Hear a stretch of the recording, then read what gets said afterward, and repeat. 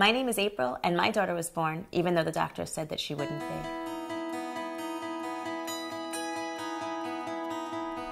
Hi, I'm April, and my husband's Steve, and I have a 9-month-old daughter named Cadence.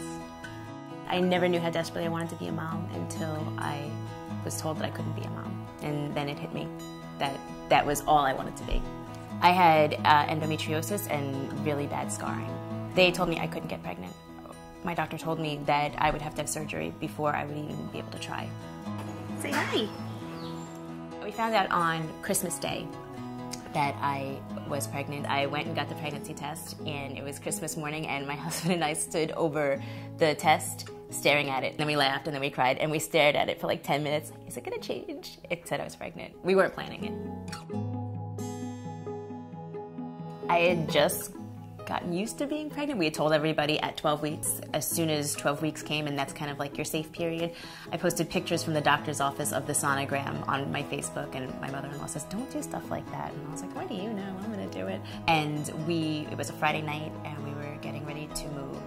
And I got up, and I felt something drop, and what felt like to me 2 huge clots came right out of my pants, and we went to the emergency room. And I thought to myself, oh God, I'm having a miscarriage. I really am.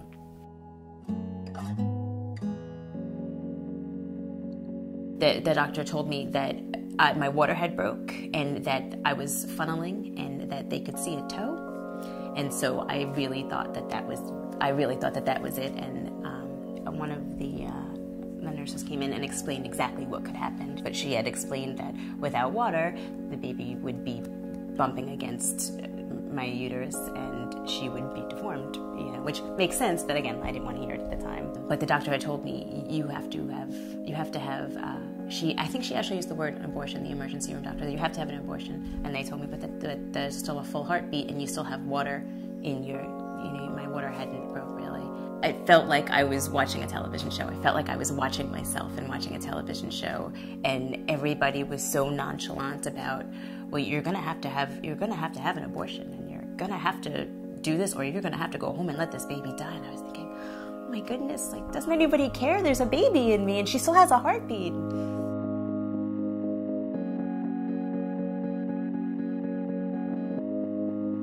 My husband and I were crying, but we were at peace with it, the best you could be. And when I had expected, I suppose, the person that was going to come in and do it, to come in, what it seemed like to me, and I'm sure this isn't how it really happened, was that some person just said, oh wait, no, everything's fine. I'm sure that's not what really happened. It was hours and hours, and people looking at paperwork and looking at films, but it felt like we had made the decision, and then somebody said, oh no, everything's okay. Your water didn't break, and the baby still has a heartbeat, and you're not losing any water. And I went home 2 days later. Throughout the rest of my pregnancy, I was just so happy to be pregnant. She was born August 27th at 3:19 in the morning. She was 7 pounds 1 ounce and 19.5 inches. Everything about her shouldn't be. My doctor told me I couldn't have her, and then on New Year's, they told me I might not be pregnant, and then at the hospital they told me she wasn't gonna make it, she wasn't gonna make it, she wasn't gonna make it.